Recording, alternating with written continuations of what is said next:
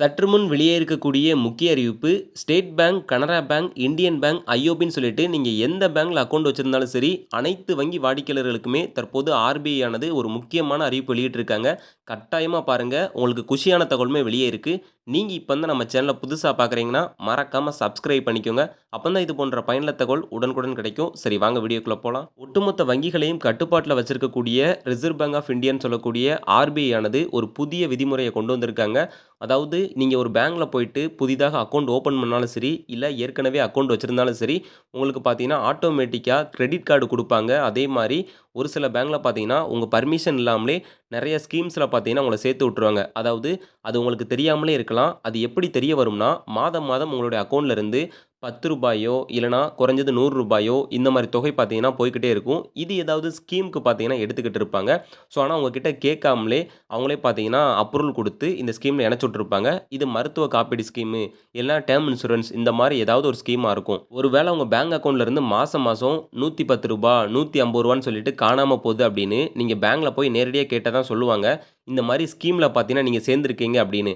ஆக்சுவலா பார்த்தீங்கன்னா, நெறைய பேங்க்ல இந்த மாரி நடந்துகிட்டு இருக்கு. இனிமேல் அதெல்லாம் நடக்காது.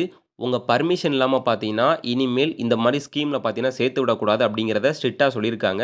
அதே மாரி டிஜிட்டலா அக்கவுண்ட் ஓப்பன் பண்றாங்க அப்படின்னா, கீழ பார்த்தீங்கன்னா, ஒரே ஒரு டிக் பாஸ் மட்டும் இருக்கும்.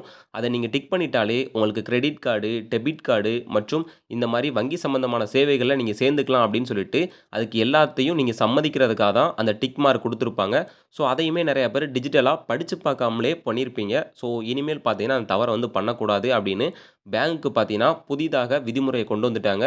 ஸோ, ஒவ்வொரு தனிநபரிடமும் நீங்க ஏதாவது ஸ்கீம்ல சேர்த்து விட்டாலும் சரி, இல்ல உங்களுக்கு வந்து டெபிட் கார்டு வேணுமா? கிரெடிட் கார்டு வேணுமா? இதெல்லாம் தனிப்பட்ட முறையில கேட்டு தான் அவங்க கிட்ட குடுக்கணும். இந்த மாரி சேவைகள அவங்க தலையில திணிக்கக்கூடாது அப்படின்னு சொல்லியிருக்காங்க.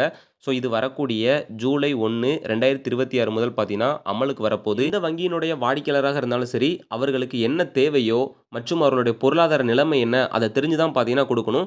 ஸோ, லோன் குடுக்கும்போது அவர்களுடைய வரவு செலவு கணக்கு எடுத்து வந்து பார்க்குறாங்க. ஸோ, எவ்வளவு தூரம் சம்பளம் வருது? அவர்களுக்கு என்ன வருமானம் கிடைக்குதுன்னு சொல்லி பார்க்குற மாரி, ஸோ இந்த மாரி கிரெடிட் கார்டு குடுக்கும்போதும் உதாரணமா ரூ. 20,000 சம்பளம் வாங்குறாங்கன்னா, அவர்களுக்கு ரூ. 1,00,000 கார்ட குடுக்குறதுங்கிறது மிஸ் செல்லிங் அப்படின்னு சொல்லுவாங்க. தவறான விற்பனை. அப்படி வந்து பண்ணக்கூடாது. அதே மாரி ஸ்டேட் பேங்க் ஆகட்டும், இந்தியன், ஐஓபின்னு எந்த வங்கியா இருந்தாலும் அவங்க ஏடிஎம் கார்டு மற்றும் கிரெடிட் கார்டு குடுக்கும்போது, இது அவர்களுடைய வங்கி சம்பந்தமான கார்டா? இல்ல 3ஆம் தரப்பு வேற நிறுவனத்தோடதா? அப்படிங்கிறத தெளிவா சொல்லி தான் குடுக்கணும். ஏன்னா வாடிக்கையாளர்களுக்கு இது வந்து வட்டி சுமைய பார்த்தீங்கன்னா அதிகப்படுத்தும் அப்படின்னு சொல்லிட்டு ஆர்பிஐ இதுக்கு ஸ்ட்ரிக்ட்டான கட்டுப்பாடு விதிச்சிருக்காங்க. இந்த புதிய விதிமுறையினால படிக்காத மக்களுக்கு கூட தெளிவா புரியிற மாரி சொல்லுவாங்க. அதனால தனித்தனியா ஒவ்வொரு வாடிக்கையாளர்களுக்குமே இதனால பயன்பெறுவாங்க. ஸோ இது போன்று வங்கி சம்பந்தமான தகவல்லாம் நீங்க உடனுக்குடன் தெரிஞ்சுக்கணும் அப்படின்னு நெனச்சீங்கன்னா, நம்ம சேனல சப்ஸ்கிரைப் பண்ணிக்கோங்க. வீடியோ பிடிச்சிருந்தா லைக் பண்ணி ஷேர் பண்ணுங்க. நன்றி.